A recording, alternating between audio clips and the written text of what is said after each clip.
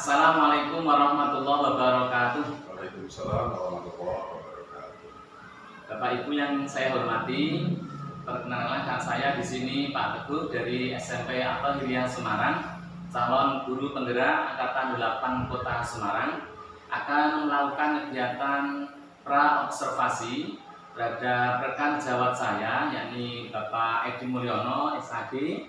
Selamat pagi Pak Edi. Selamat pagi Pak Teguh. Selaku pengampu mata pelajaran pendidikan agama Islam, yang mana kegiatan ini kami lakukan untuk mengetahui persiapan sebelum nantinya akan saya lakukan kegiatan supervisi atau observasi di kelas.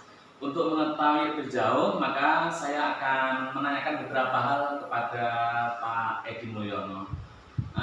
Pak Edi, jadi hari ini saya akan melakukan pra-observasi sebelum nantinya Pak Edi saya lakukan observasi di kelas. Oleh karena itu beberapa pertanyaan akan kami gali, kami ketahui dari Pak Edi.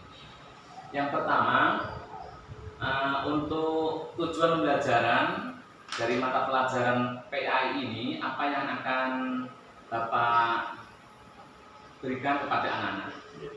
Terima kasih Pak Teguh. Terkait dengan materi PAI yang akan saya sampaikan sebagai observasi dari guru penggerak, di mana saya akan menyampaikan materi tentang melestarikan alam, menjaga kehidupan sebagai inspirasi yang ada di dalam Al-Quran. Tujuan pembelajaran yang ingin kami terapkan atau kami sampaikan melalui materi yang akan kami bahas di kelas nanti bersama anak-anak, yaitu terkait dengan beberapa ayat Al-Quran yang ada hubungannya dengan materi yang akan saya sampaikan, yaitu melestarikan alam dan menjaga kehidupan, di mana ayat Al-Quran yang ingin saya sampaikan di sana adalah Quran Surat Al-Rum ayat 41, kemudian Ibrahim ayat 32, dan Az-Zukhruf ayat 13. Dengan harapan anak-anak bisa membaca sesuai dengan kaidah tajwid dan juga hukum bacaan roh dan lam jalalah. Adapun tujuan selanjutnya yaitu siswa dapat merumuskan program pelestarian alam dan perawatan lingkungan sekitar dengan benar serta bersikap ramah terhadap alam dan lingkungan sekitar.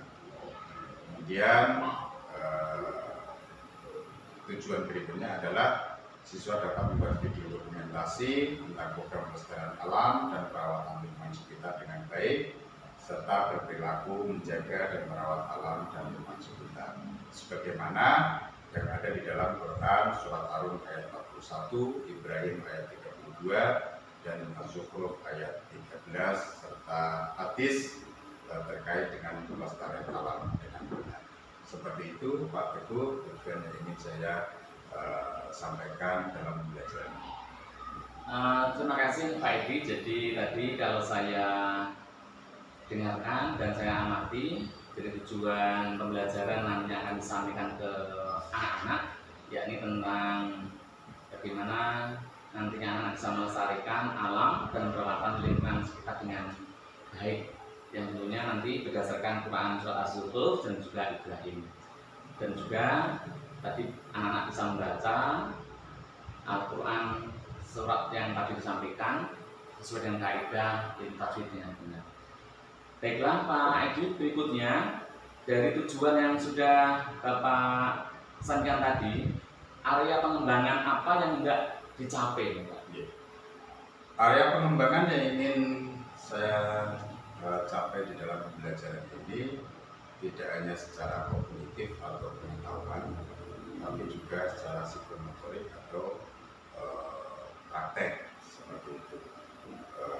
Supaya anak-anak tidak hanya menguasai secara teori terkait bagaimana melestarikan alam, menjaga kehidupan, tapi dia juga bisa langsung bisa mengaplikasikan dalam kehidupan sehari-hari mereka, diantaranya misalnya melalui aplikasi kehidupan membuang sampah pada tempatnya, kemudian menggalakkan dengan adanya jadwal piket dan lain sebagainya seperti itu. Luar biasa area pengembangan yang akan dicapai nantinya Pak Edi. Dari tadi tidak hanya sekedar secara kognitif saja, namun juga nanti bisa diaplikasikan, diimplementasikan dalam kehidupan sehari-hari itu Pak ya. Betul Pak. Kemudian untuk bisa mewujudkan area pengembangan tadi, tentu ada beberapa strategi ataupun juga model pembelajaran yang akan dipersiapkan. Seperti apa Pak? Ada beberapa model pembelajaran yang ingin saya terapkan dalam menyampaikan materi terkait dengan pelestarian alam dan menjaga kehidupan. Yang pertama yaitu melalui metode tutor sebaya, di mana ada beberapa surat yang ada di dalam Al-Quran yang harus dikuasai oleh anak terkait dengan materi yang akan saya sampaikan tadi, yaitu terkait dengan Quran surat Al ayat 41, Ibrahim ayat 32, dan Az-Zukhruf ayat 13. Dengan metode ini harapannya para siswa itu bisa melakukan teknik pembelajaran the power of two.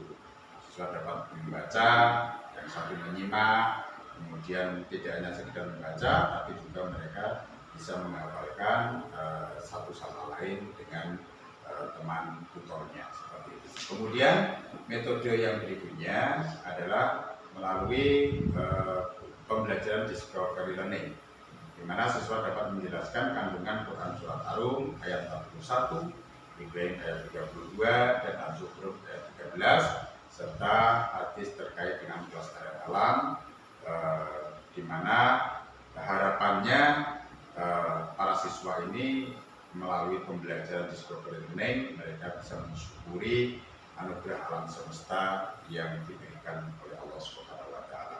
Kemudian yang berikutnya yaitu melalui model pembelajaran berbasis proyek, di mana siswa dapat merumuskan terkait dengan program pelestarian alam, bagaimana perawatan lingkungan sekitar, serta bersikap ramah terhadap alam dan lingkungan sekitar. Kemudian melalui model pembelajaran berbasis produk, siswa bisa membuat video dokumentasi tentang program pelestarian alam dan perawatan lingkungan sekitar dengan baik, serta berperilaku menjaga dan merawat alam dan lingkungan sekitar, dan sekaligus menuliskan himbauan-himbauan, slogan-slogan, baik itu melalui ayat-ayat Al-Quran, kemudian hadis Nabi, dan lain sebagainya. Seperti itu Pak Ibu. Ya, bagus sekali Pak Edi. Beberapa strategi atau model pembelajaran yang sudah dipersiapkan.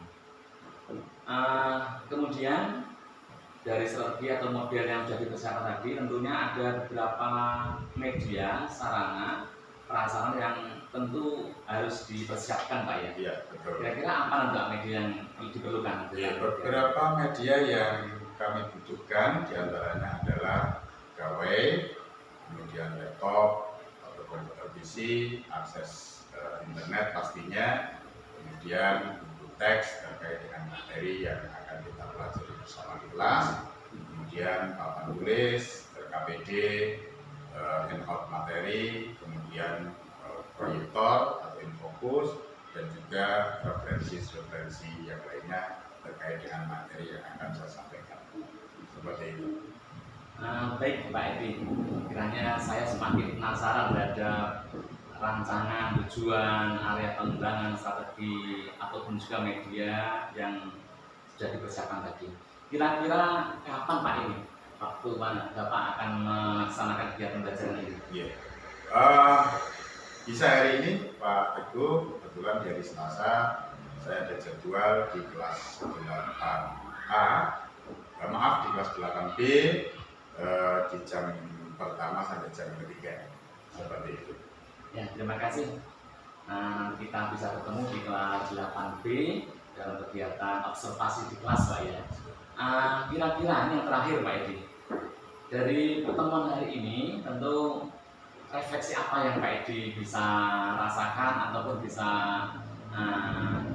temukan dalam pertemuan kali ini. Yeah.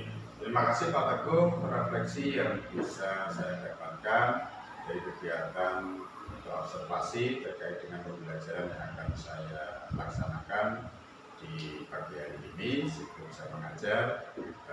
Setidaknya yang pertama adalah saya ada kesiapan bagaimana nanti saya mengemas pembelajaran itu dengan baik, menyenangkan, membahagiakan anak-anak, kemudian bisa memberikan sebuah pengalaman yang berharga di mana kita mencoba untuk membangun sebuah pemahaman yang bisa memantik anak-anak kita untuk betul-betul peduli terhadap lingkungan.